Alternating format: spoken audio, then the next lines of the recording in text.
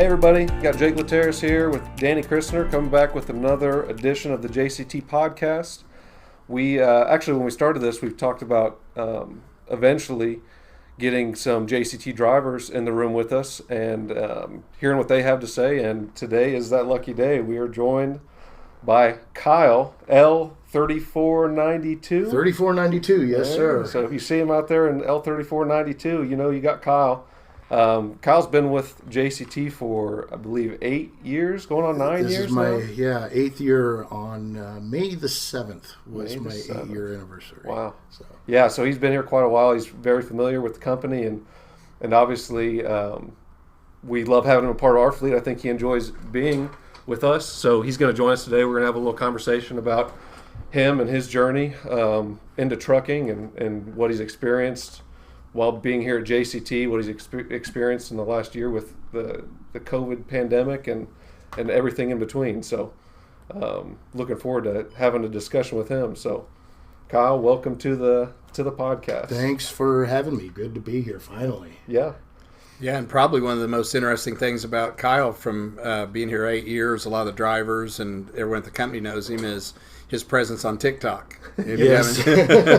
We're kind of sitting here with a TikTok celebrity, Jake.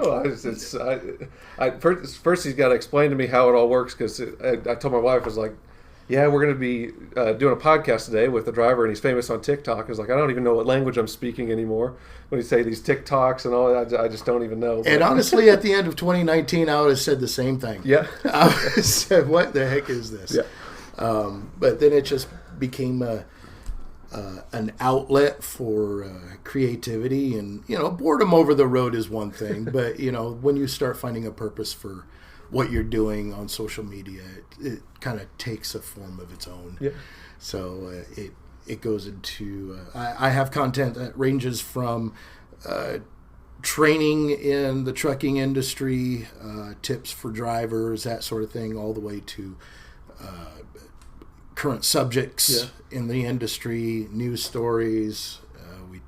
We talk about a lot of things. So with I want to get, obviously you need to plug your TikTok handle on there. I think I'm doing this right. That's what you do at podcast. Oh, you got to plug that. Yes, so sir. We'll make sure you plug that. But talk about how you started with TikTok and when did it turn? Obviously there's a process in garnering a lot of attention there. How did that process transition, and when did you start getting a lot of attention on there? Well, it was all accidental.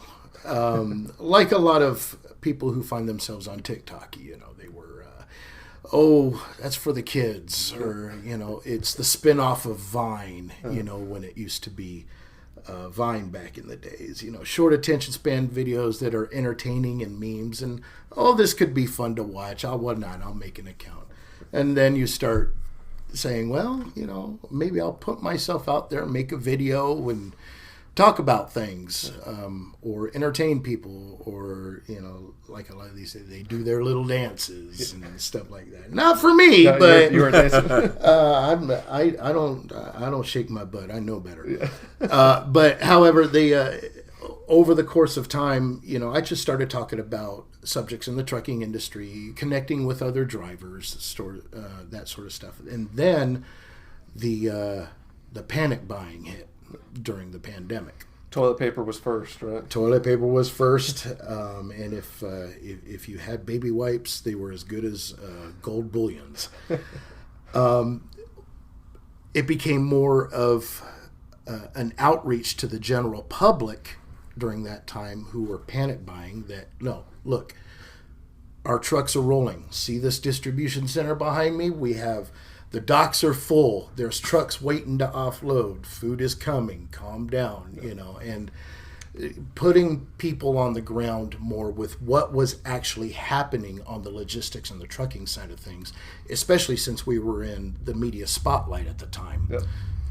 Everybody was focused on truck drivers. Funny how that worked, isn't it? Yeah, I remember those days, Kyle, early on when, the initial exposure to COVID, the mortality rates and some of the things that were being advertised, ended up being much higher, much more dire than what they actually were. But at the time, we didn't know that. No. I know I was on Facebook quite a bit trying to message to our fleet and to other customers and people in the community. And like yourself, I started getting inquiries from people that weren't even in the transportation field wanting to know what is going on out there. There was a time where that someone had heard that the National Guard was going to be shutting down the roads and take over kind of martial law. And we the fear was real. Yeah. So, as you were out there, and, that's what was amazing. Our drivers, yourself included, did such an incredible job of just staying the course.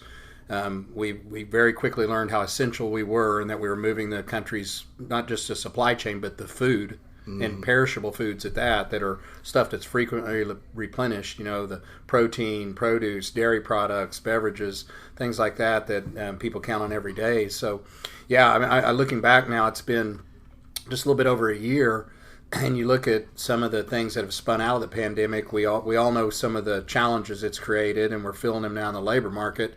But the different modes of communication and the way people receive content, just like yourself, really elevating your presence on TikTok. We did the same on Facebook and tried to message to the community and the drivers. Is really, when you look back on it at the time, it was a kind of a perilous situation, but everyone here, yourself included, and the company just stayed the course, did our job. I couldn't have been more proud and more thankful to be a part of. It felt like we were literally, and I said this in my messaging, like we were being deployed. And we were essentially, and you having been in the military, you can relate to, that we were on the front lines of this, keeping the country moving, and so many people that weren't deemed essential that were, ordered to stay home and not get out and not leave their homes. And I remember driving to work, there was no traffic, no one was out, and we'd get here to the terminal, and our people did a great job of the operations group of coming in and supporting drivers out on the road. But I know we heard of a lot of different instances, and I'm sure you can reference some that in those early days of the pandemic, the traffic and the sheer lack of, New York was so nice. It was beautiful. Can we go back to that, please? No.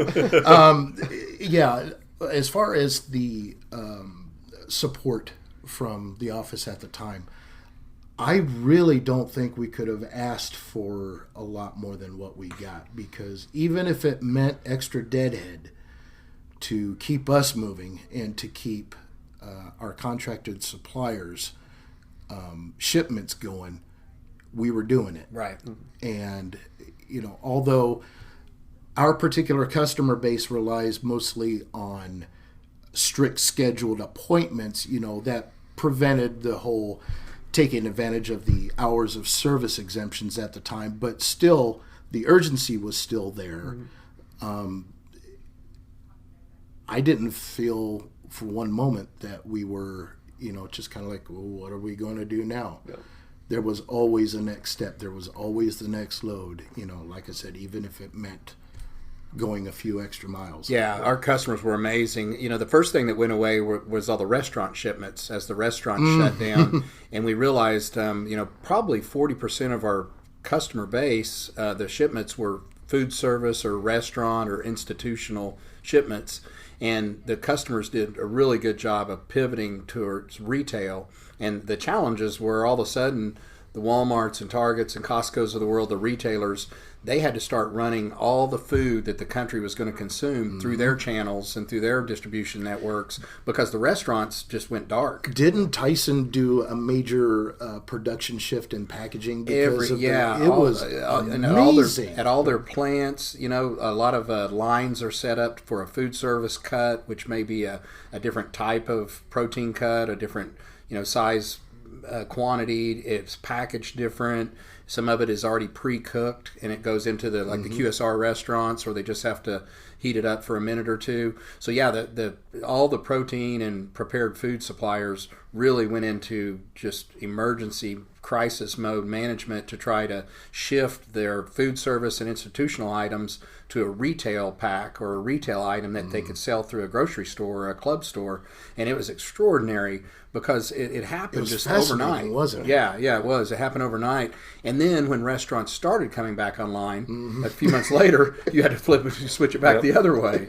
So yeah, it was a whipsaw deal. Well, But and the interesting thing about that, which was kind of brought, I think, to our attention maybe a month or so ago, they're talking about the state of the industry and how obviously the market is crazy right now. And when you think about it, when you spend $100 at a restaurant versus spending $100 at a grocery store, the volume that takes up on a truck, it could be double, it could be triple, it could be quadruple the size, just the shipment size. So when everything switches to retail and away from restaurants, you can see why now trucks are so much more in demand, because of the sheer volume of what they were having to ship. The volume was still crazy. Yeah. I mean, we were still getting the shipments, even if they were multi-stop loads, which we had a lot more of those because of the retail shift, like you said.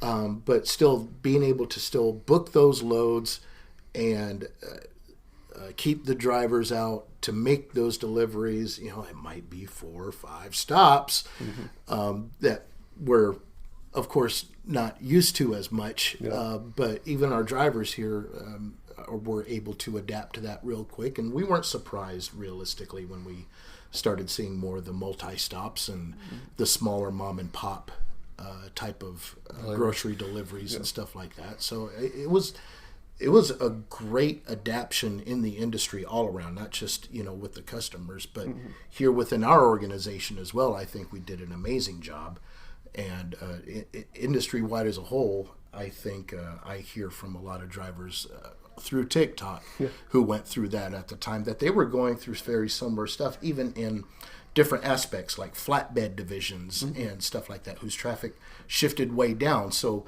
a lot of them had started having to pull dry vans. The adaptability of the industry and the logistics market as a whole was just put on display, and it blew me away.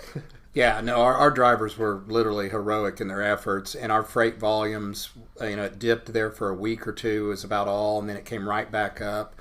And one of the most amazing things to me is, you know, throughout from, say, the pandemic when it really first started in late March, early April 2000, and all the way through today, tonnage is actually, there's more tonnage being shipped in our country than what there was pre-pandemic.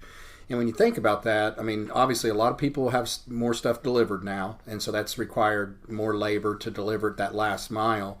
But then, you know, when you start looking at the sheer number of shipments, domestic tonnage, it took us a while to figure out, well, with all the businesses that are closed and all the services and institutions and, you know, no one's traveling, there's all these things shut down, how in the world can domestic tonnage actually be up when you have this many people off work?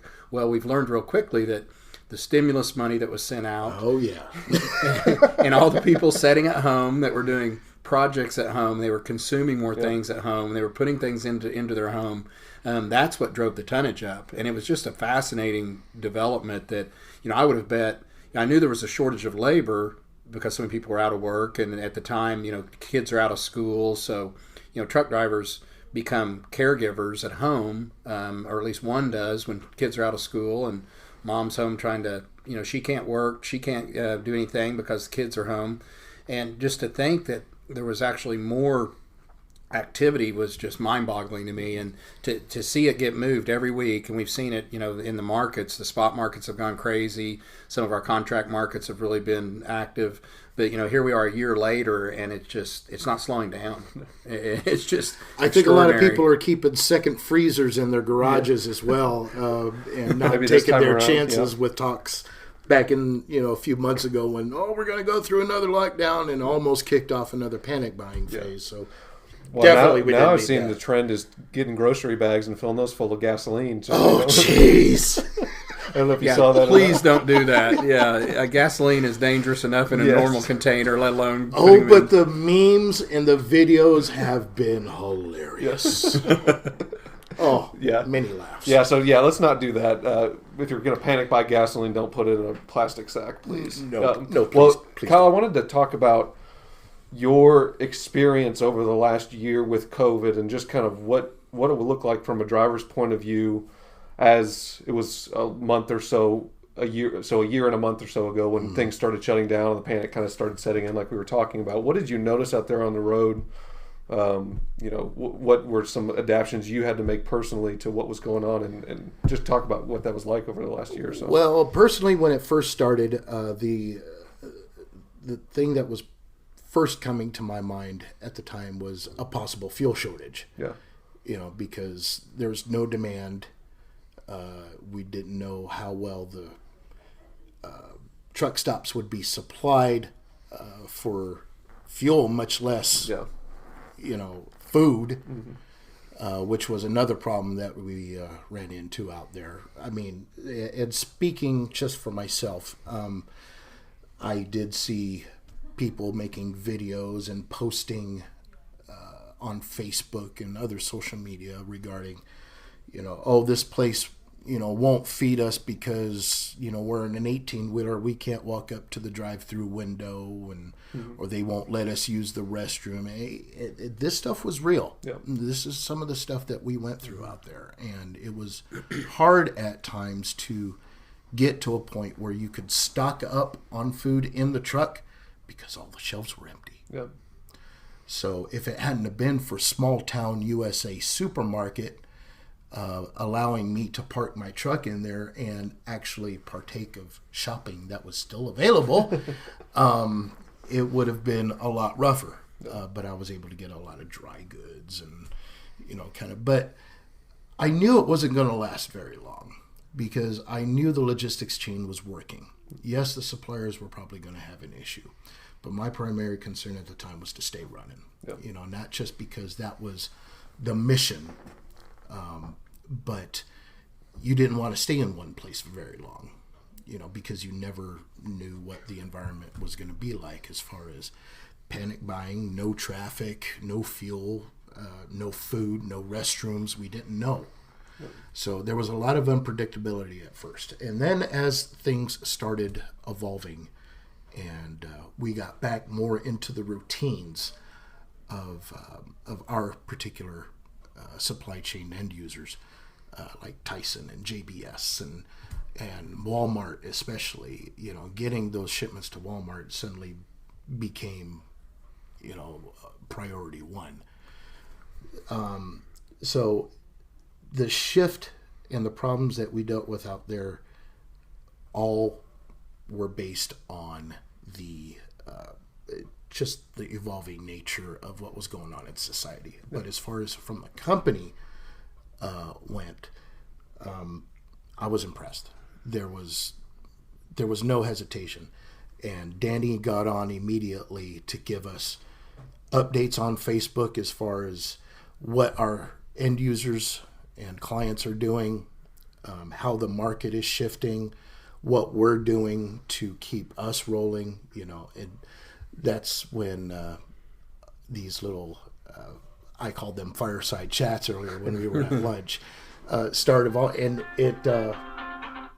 it really became important for us to know that you, in particular, were in touch with the situation, had a plan, and knew what you were going to do to react. So no, you're right. And to your point, accessibility in a truck in normal times is limited. There's just not a lot of places you can take an 18-wheeler, and then when you factor in, the sheer fear that people had of coming into contact with people, we were sitting here still bringing drivers into orientation from all over the country.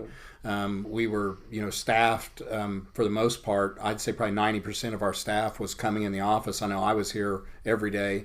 And to your point, Kyle, the plan was we had to reduce it down to a very short-term plan, like almost one day at a time. Yeah. It's like, we're going to come in today, we're going to solve what's out there, whether it's load and product shortages, fuel shortages, driver details. We had drivers that actually got COVID and got sick out on the road. It was very difficult to care for them. Oh, that had been tough. Yeah, it was extremely challenging, but we took it within the mindset, like you said, it was a mission. We were deployed. We were on the front lines. We were not going to be that link in the chain that failed, and that we were going to supply the routes and our customers and our drivers and support them. And in a way, as difficult as it was in some aspects, some of the aspects became a little bit easier because, as you just referenced, the lack of traffic, the lack of other alternatives for drivers. We had kind of a surge in staffing there during April and into May. Because as you referenced, the flatbed guys, the oil field, there was so many sectors were shut down, and here we were hauling food and still deemed essential. So we were one of the only shows in town that was still moving. And I remember, just the dynamics of it were so bizarre. I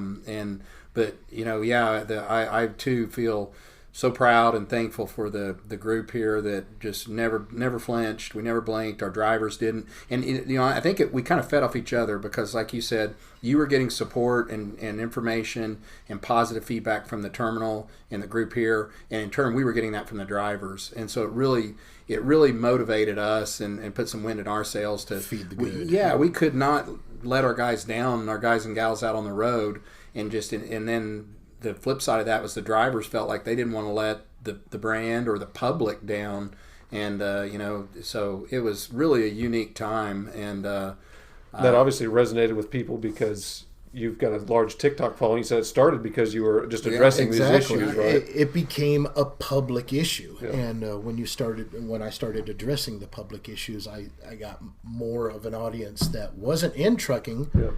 But since the spotlight was on us at the time, they wanted to know what was going on. And as we discussed earlier, it became a big reality that hit me in the face when I started getting questions from single mothers about where can I get baby food? And I'm like, okay, let me find some resources for you. And then I started making videos on those. And it became more of a public resource for information as to, what to expect. I estimated at the time that I started making the videos during the shortages, it was probably going to take about 3 to 4 weeks for things to catch up.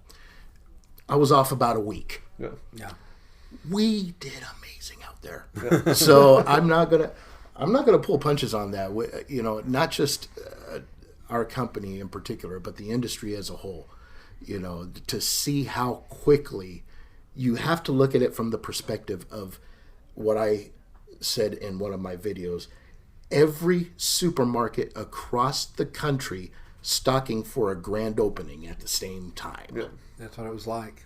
Yeah, it was monumental, and I still don't think people grasp how big that was and how good it felt to be a part of that. Yeah. Now, shifting gears a little bit off COVID, because this is, we got through the holidays and figured, okay, we survived COVID 2020. Let's give ourselves a quick pat on the back and the medal. Then the ice storms. Yeah, that's what you're saying. You know exactly where I'm going with this, because I'll be honest with you, as hard as COVID was, I think the snowmageddon or ice storm of the Valentine's Day week in Texas in the middle part of the country was so extreme. Kyle, I don't know where you were that week, but during that week I was running from Salt Lake City down to California, and then I barely missed that bad storm across New Mexico. But I have a couple of other drivers who I keep in contact with often out there, and kind of helped mentor them and brought them in with the company. They're like, I can't get fuel. I don't know where to go. And so I'm calling truck stop. I'm like, okay, where are you? What mile marker are you on? And then I'm calling truck stops ahead of them saying, do you have fuel? Do you have fuel? Okay, hey, the Love's there at exit so-and-so has 2 islands open. Yeah. I says, if you could get there, you could get fuel. It became just a mess. Yeah. And I didn't think I was going to have to provide that kind of logistical support. Yeah. But it also gave other drivers, through social media, through having each other's information, we started looking out for each other. And especially down there in those ice storms. Yeah. HEB, I hear, was like the best host of stranded drivers. Yeah. They were like delivering bags of groceries to these drivers who couldn't unload at their warehouses and distribution centers and stuff like that. So big shout out to HEB. I did hear about the good you guys did out there. And the support that we got from the public at the time was I think, tempered by what we went through in the pandemic. Yeah.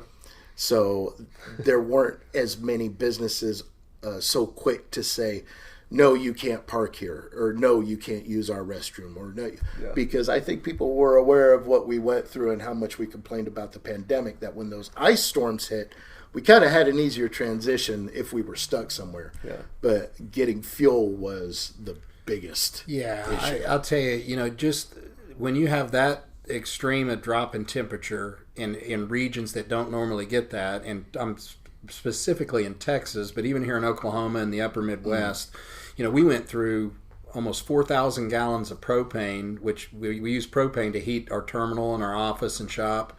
And we were out of propane for 2 days. We ran out 4,000 gallons of propane in a matter of about 24 to 36 hours. It was 55 degrees in here. We had people in here with space heaters and blankets and gloves. I remember coming to work and it was in the 50s in the office. Oh, was that bad? Yeah, and it was 10 degrees outside or colder, and at night it even got colder. And we just knew that the pipes were going to freeze, that we were going to be. So I remember coming after that weekend. I came in Monday morning, and Texas was a mess. Yep. The Fort Worth terminal, this is when they were having the rolling blackouts in Texas, so they'd shut the power off to the Fort Worth terminal. So all our logistics team there said, well, we'll just go to our home. We had a contingency plan where people could work from their homes and log on and still be functional. Well, what happened next was they started shutting off power to people's homes. And so we went from no power at the terminal and the ability to work there to people at home couldn't work. And then they just went into literally sheer survival mode as, they started having frozen pipes and, lack of services and food and water. And it was just the craziest, most bizarre thing we've ever encountered. And it went on literally most of that week. Mm-hmm. And what's interesting is the freight markets have still yet to recover. That's what I was going to say. Physically it was so hard because you're dealing with the harsh cold, but the biggest punch in the face that's still lasting on it just proves what the market was on a house of cards already. And as soon as that happened, it was everything so thinly balanced, and there was just nothing under the surface there to support it. And that missing that 1 week of activity in a market the size of Texas and the way the tentacles spread out across the other parts of the country. I mean, here we had, shippers in California and Florida. It was 75, 80 degrees. They were loading trucks and just going to business like normal. And everything in the middle of the country was just in gridlock, frozen gridlock. It was the most bizarre. In the 30-something years I've been doing this, I've seen weather events, hurricanes, 9/11, you name it. I've never seen an event that was so extreme in a large area of the country that had such a lasting impact. Yeah, and from the freight side of things, it may not have been so crazy on your end, other than that week of dealing with all that weather and stuff, but just what it's done to the market and what it's done, to the customers, and it just really highlighted. Like I said, everything was kind of on a house of cards, and now we're really seeing the imbalances in the labor market. The labor market. This last round of stimulus to a lot of people that, and hey, I certainly don't want to, someone that's had a difficult situation with family members and COVID and things like that. There's a lot of people out there that are very deserving and need, financial, emotional help right now. I mean, it's been a hard time in our entire country, but this last round of stimulus has really put more constraints on the labor market, not just on truck drivers. I mean, and Kyle, you can speak to this. You see it in loaders and pickers at different facilities, forklift drivers.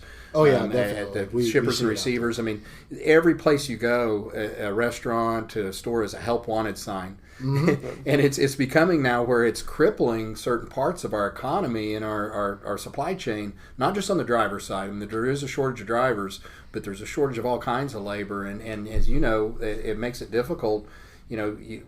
These shippers and our customers are so frustrated. They hear they've gone through, they're having to allocate product to their customers because they can't make enough, they can't ship enough product. When they do finally find a truck that will show up and pick it up, that truck is being delayed on the shipping end or maybe on the receiving side. Mm-hmm. And, Kyle, you can speak towards this firsthand, but it's just been such a difficult to operate in this environment. It's been unpredictable, and I think that's been the biggest obstacle.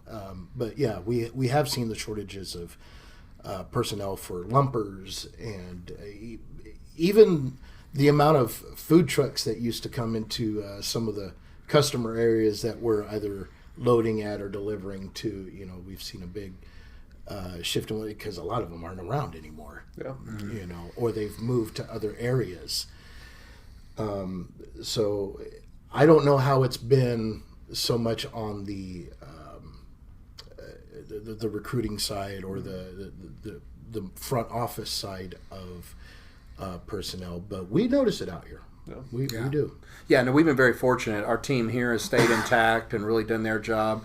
Recruiting is holding up well. Retention efforts are showing impacts that better than what we've seen in a while. And it goes back to it's interesting as you're sitting here today and the outreach that you have to the community on your TikTok forum.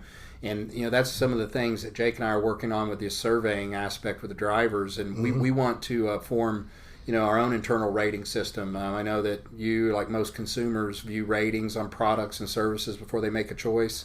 And if we can continue to expand our surveying and our customer service satisfaction polling, and then the thing next is to react to that and to follow up with the drivers. And that's part of kind of really what prompted the engagement here today with Kyle. Is one, we were fascinated at the number of followers and the audience that you have out there, and the way you present stuff in a very objective and realistic manner, and it really aligns with what we want to do on that as you mentioned, the fireside chat approach, where we want to just sit here and look. I mean, we all have jobs to do. It's never going to be perfect, but if we can make it better and improve the experience for our contractors, our drivers, which then therefore improves it for our customers, our internal stakeholders, that's what our goal is here. And so we're excited that you're here with us today and can sit here and engage like this, and maybe you can speak a little bit more about to your engagement with drivers and what you see in some of the questions you get. Well, before I get into that, I'd just like to say that I don't think the engagement from the drivers would have been close to where it is now that you're getting with the surveys and the podcasts and stuff, had it not been for your work during the start of the pandemic, when you started posting your videos on Facebook as to how you were personally dealing with the situation. That kind of forwardness, candidness, and spur of the moment information, willing to be able to talk about these things, was a big breath of fresh air. I don't think I saw very many companies do that. So I want to say that you probably spurred the engagement process, and I'm glad to hear that you guys are building on it. As far as what other drivers out here are doing, mostly the same type of social media interactions. A lot of it is productive. A lot of creators that are on TikTok and Parler and even Instagram and all of these other places, they're constantly evolving their content to talk about the industry and what's going on their particular side of things.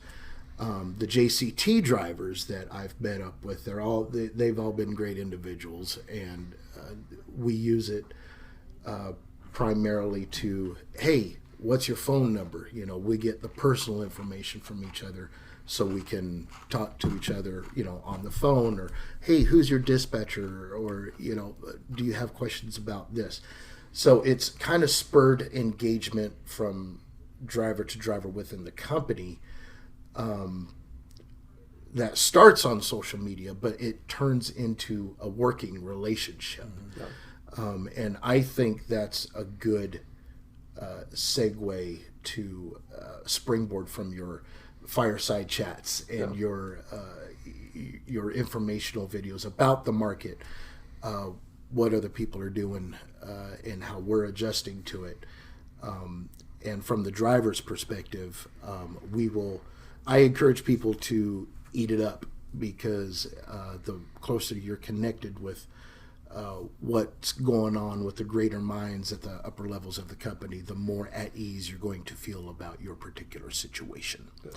So as drivers, I think we should communicate more with each other. I think we should have more of these conversations to make sure that our needs are being met, and there's no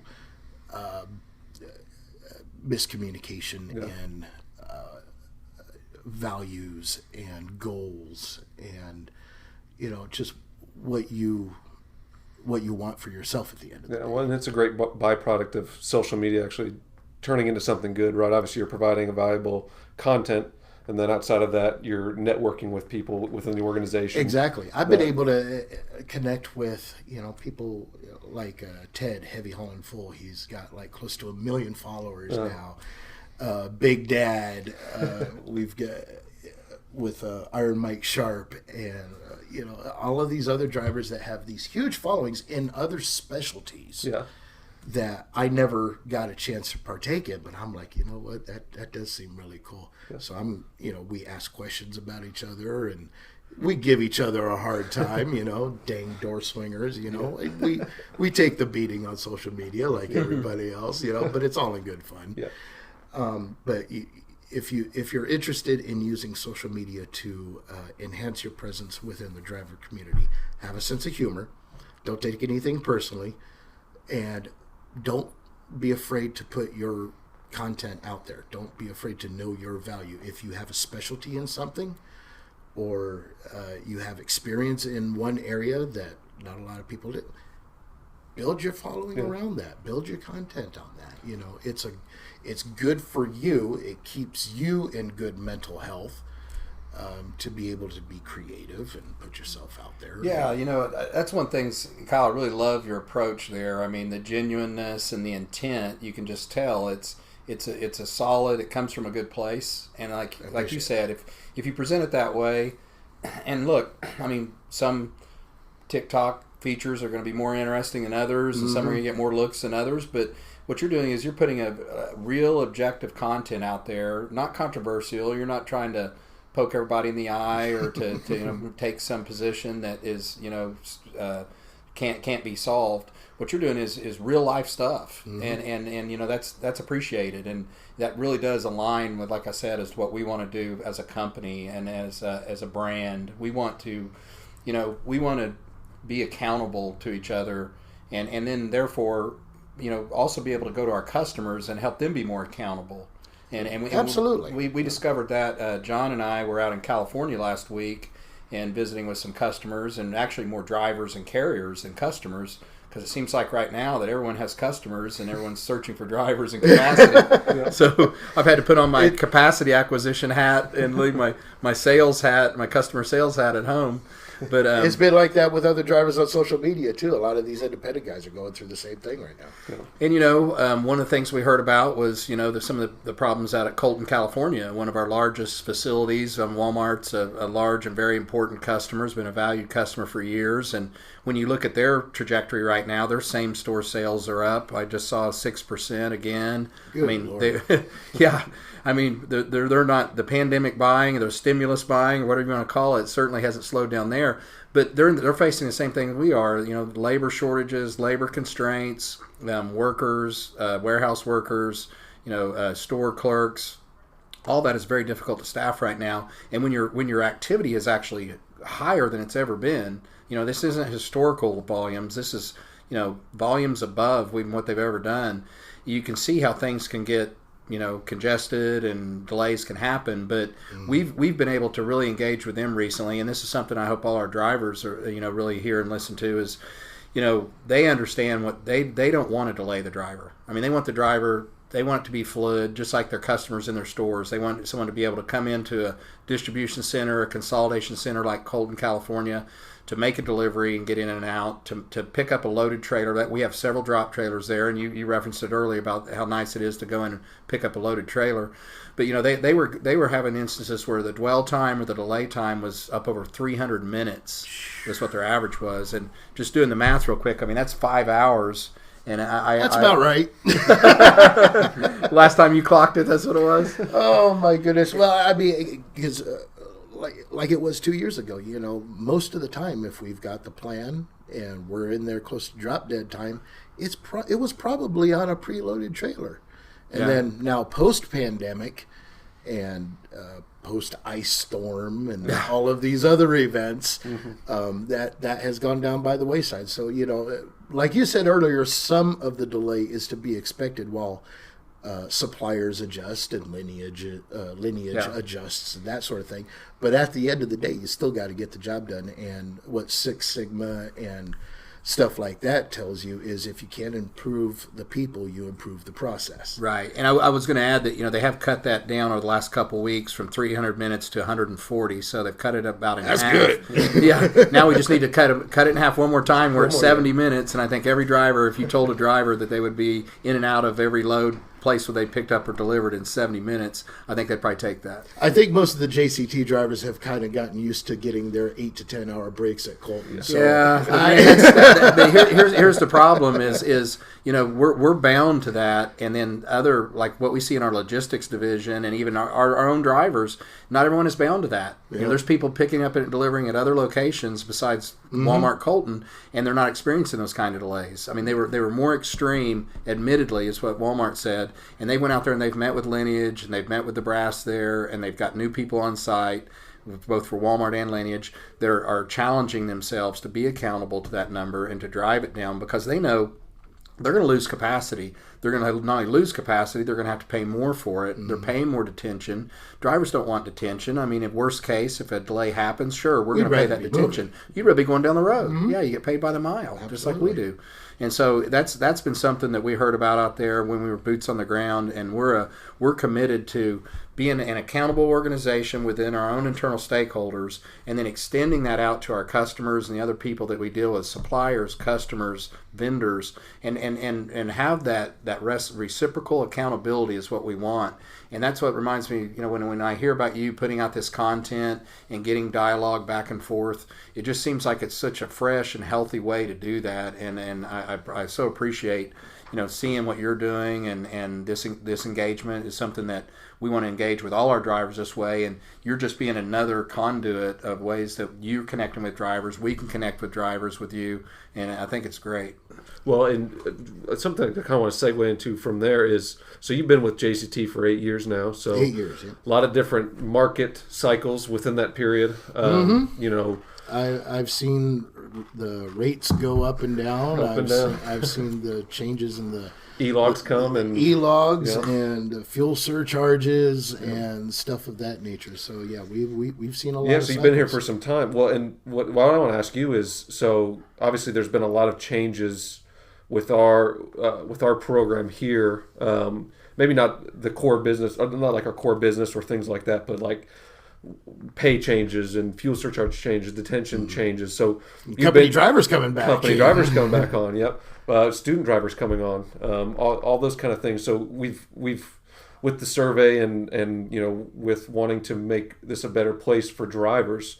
With the changes that we've made over the last year or so, what have you seen that you've liked? What's been good? What's been working? You think? Where do you think, if there's somewhere it can improve, where would that be? What's been your impression on all of that? Well, I think as far as the opportunities for drivers, I think you guys are getting a pretty overwhelming response on the company side of things. I certainly got a lot of questions about it. Mm-hmm.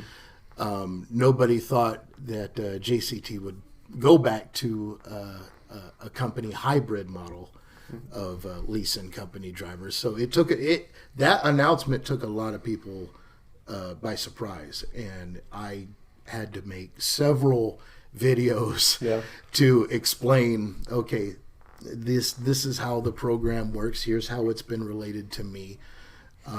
Here's how I see it benefiting the company.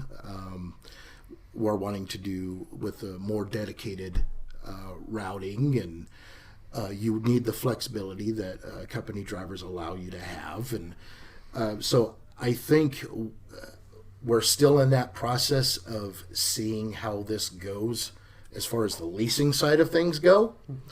I'm still one of the regular people who are, hey, you got a load going, God knows where, give it to me. It's miles, I'll take it, and I'm still on a lease. So it hasn't really affected me very much. But I don't think there's any negatives that have popped up about it yet. Well, and speak towards one thing I heard you say is the miles at JCT through different cycles, freight cycles, sometimes recessions, booms, COVIDs, pandemics. JCT's always had the miles. I've been consistent. I'm not going to lie. It's always been consistent for me. And like I said earlier, even if that meant extra deadhead to get me to the next load, I've always appreciated that. It doesn't matter where it is, how far it needs to go. If I don't have a pre-plan on the Qualcomm, I have one as soon as I hit that empty call. And that's something we're working on too, is earlier pre-plan. Yes, by the and way. that actually... We're hearing that from drivers. Yes, that actually has been noticed. Just in the couple of weeks since you announced that, I have noticed. And not just the pre-plans being available, but how far in advance these pre-plans are. Like, I'll be 3 days out from delivery and I'm getting pre-plans. That's wonderful. So that's been outstanding. So I think that's making a lot of drivers happy now. You know, and the other thing I know that you're accumulating is, the second quarter retention bonus is 5 cents a mile, not counting the 2 cent safety bonus that's in there. So in total, that could be 7 cents now on all your miles ran for the second quarter. Plus the market premium's at 8 cents right now, right? Yeah, right. But we added on to the base pay. Right. Yeah. So when you think about that 5 cent retention bonus, I mean, let's say you run 30,000 miles this quarter. There's $1,500 more of pay that are going to go directly to the driver. By the time we get closer into the end of the second quarter, we're going to be talking about the third quarter and what incentives we're going to put on there. And we want to continue to, if not meet that same amount, even move that up possibly. So I think, it becomes, and it's not a gimmick, it's a real... No, it's a real bonus. I think that's a more realistic and attainable incentive bonus than, say, some of the stuff that we've done in the past, like drawings or lotteries of some kind. The holiday incentive program. Yeah, exactly. This structure is a lot more practical to say, okay, we really need drivers during this time. Like you said, put away the gimmicks, make it real money. Yep. And I think I've appreciated that, and I know it incentivized me aside from the 2 days that I was on a hook because of that stupid sensor. But hey, it's trucking, stuff happens. But that's more practical to me to work for than the possibility of winning $1,000. Yeah. I appreciate this method a lot more. No, I'm glad to hear that because it is real money, and we're going to keep these programs going and try to. It's our way, because you mentioned earlier whether it's deadhead miles or moving you to another load, that everything's baked into our program here. We pay so much per mile, then we pay empty miles, we pay fuel surcharge unloaded and empty, which a lot of companies don't do. Yep. By the time you bake it all in, it's really a very easy to understand, attainable program. We'll dispatch you and we have long miles. Our average length of haul is still over 1,500 miles. A lot of I-40, a lot of I-10. Is it over 1,500 now? It was like, I think 8 years ago when I think our it's average... been 1,400 something, I believe. Yeah, and I think maybe our average... 13 to 15. Yeah, when I first got here, I think our average was like 1,200 or 1,250 or something like that. Maybe so. Yeah, no, it's definitely... I've noticed. Yeah, we have extreme density and concentration in our east-west corridors, and that's something we're going to. That's our identity. That's really what the company, the brand, is known for, and what we're going to continue to do. And so, by being able to have that program, that's so solid and so easy to understand, really the driver has to manage a couple things: their out-of-route miles, their driving MPG, and their idle time. And if they can manage those fuel costs with our fuel surcharge reimbursement, as we went back and adjusted again, it equates to about $1.30 a gallon for fuel. And so it insulates the driver from that. It insulates them from empty miles. And we hear time and time again from drivers that it takes so much of the worry out of their day of not having to worry about, well, what's my empty miles? What does that load pay? Is it a moneymaker? Is it not? No, they know that if they run their routes efficiently and manage their expenses and run their business like they're supposed to, that the money and the profits are there. It will work. It will work at the end of the day. And like you said, you have to run it like a business. You have to be profitable. And profitability has to be... You have to be Scrooge McDuck when it comes to your operating costs and your fuel, and not just that, but personally, how much are you spending while you're on the road personally? how much of those expenses could you cut back? I've always been a stickler for fuel mileage. I abuse the heck out of that EFS app as far as trip planning for fuel. It's been really great to have that in our arsenal. There's just so many different ways that you can adjust the way you do things to be successful and not have to worry about, what can the company do to make you more successful? Well, those are nice, but at the end of the day, it's your truck. Mm-hmm. It's your responsibility. Right. It's your expenses. How are you running it? Well, and to that point, we've got people here internally. If you're struggling with something and you want to figure out how to make something more profitable, Laura is. Please reach out, Laura. Yeah, she does a great job. Reach out and ask us. Before, you heaven forbid turning in the truck or just being really upset about something. Talk to us, and we've got resources to help. Because I remember one time I called Laura. I was heated about something. I think it was a receiver, or they started BSing me around, and it was they were off on their pallet counts, and they were trying to give us an OS&D, and they wouldn't let me verify the count or something like that. I was beyond peeved, and that poor Laura got a phone call from me the next day. I said, Laura, I just need to vent. Yeah. And bless her heart. And you know what? I feel I could do that. I feel I could do that with a lot of people here. Yeah. I feel I could do that with Kevin, with Sean, with Larry, John Mallory. Because we all know the frustrations. We understand stuff happens, but it's not good to internalize it and let it eat at you. Right. So I think we've got a good team over here that helps support and understands that us as drivers, we go through things. We might say some rude stuff over the phone, but you know what? 99% of the time, you can pretty much rest assured we don't mean it personally. And I will say a lot of the dispatchers that I've met, they have those water off a duckback shoulders. Jen especially. Jen has been a sweetheart for me over the years. Jenny used to be my old DM before she moved upstairs. Yeah. So fortunately, I've gotten to be around the people with the broad shoulders. So yeah, we appreciate that out here. Cool. Kyle, it's been so great to engage with you here today. I mean, we got to have a chance to have lunch and to sit and visit quite a bit. And I'm just really impressed by what you're doing. And you got 8 years here at the company. Thank you so much for your service.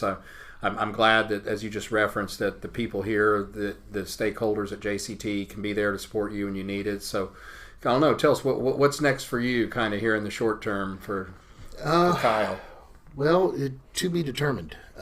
I am definitely looking at putting down roots again. So, my payoff should actually be here pretty soon. So that'll be a truck owner. Awesome. So, where we go from that, who knows? JCT has options for you there. Yes, they do. And I've already had logistics knocking on my door, and the new leasing options and that sort of stuff. But for the interim and in the short term, it's been continuing to support the other drivers who come.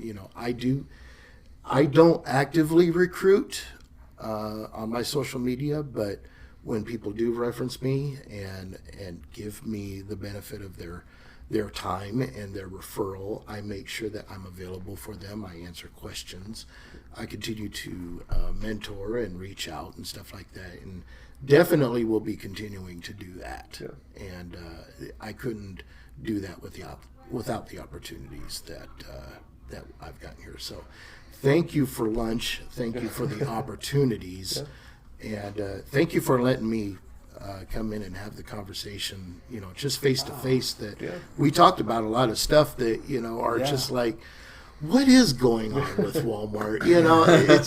I feel now that I can have not just myself, but other drivers can have more of an open conversation if they are curious about this kind of stuff, because it does affect us at the end of the day. Oh, totally. I think if anything, it makes me realize how we are all in this together, and how you're out representing on your end, and we need to do the same here, and we're trying, and we're going to continue to find ways to make it better, to improve the experience for the driver and their satisfaction, to help them be successful, finding new incentives, new bonus structures, things like that. Hey, it's been a tough time from COVID all the way up to today, but hey, that's you got to be tough to be in this business, right? Absolutely. And we're here, and we're not going anywhere. So it's great to have you aboard, Kyle. Thank you. Well, I want to say I don't know that there's a better compliment that could be paid to us, and it's something that's pretty flattering, like your TikTok content and how it's unfiltered. We're not telling you to say anything. It's from you. And the engagement about the company it's flattering for us, because it's, like I said, it's unfiltered, it's natural, it's organic, and it's not a sales pitch, but it's just the natural state of things. Exactly. Even when things go wrong, there is something to be learned. Yeah. Not just as a driver, but in the industry as a whole. Like, look, if I ended up on the side of the road and on a hook because a sensor went back in my truck, that's trucking. Okay, here's how I deal with it. Here's how my company supports me when that happens. I could walk through the whole process, keep it entertaining, keep it, rather than sit there and rant and rave about, nobody wants to see that. We all go through the frustration. So why do we want to watch somebody else go through that frustration? No, I think it's more engaging and more entertaining when you turn that into an opportunity to talk more about what you particularly do in the circumstance, how you deal with it, your attitude, your company, your equipment, all that good stuff. So keep it at productive is my overall goal. That's why it's not sugar-coated. That's why I don't, get into, I don't leave stuff off when it's bad. Yeah. If I pick up a trailer with a bad tire, I pick up a trailer with a bad tire. But you know what? Here's how we deal with it in this situation. Here's how the company deals with it in this situation. It's a chance to build a relationship with the audience when they feel, that this is more of a personal journey into your life, not just you venting to the internet that you're pissed off. That's great stuff, Kyle. Thank you so much. And you're right, it's unvarnished and it's objective and real, and I love it. Keep doing what you're doing. Hit us with your TikTok handle so everybody hears it. Oh, so you can look them up. I am at the double T, the _double_T, because I couldn't get anything else similar. Well, good. Yeah, go find Kyle on TikTok, Kyle Thomas L3492. If you see him out on the road, give me a follow. Lay him down. Yeah, give him a follow. And we appreciate you coming in. Thank you. And everybody, we'll talk again soon. Thanks, Kyle. Thank you.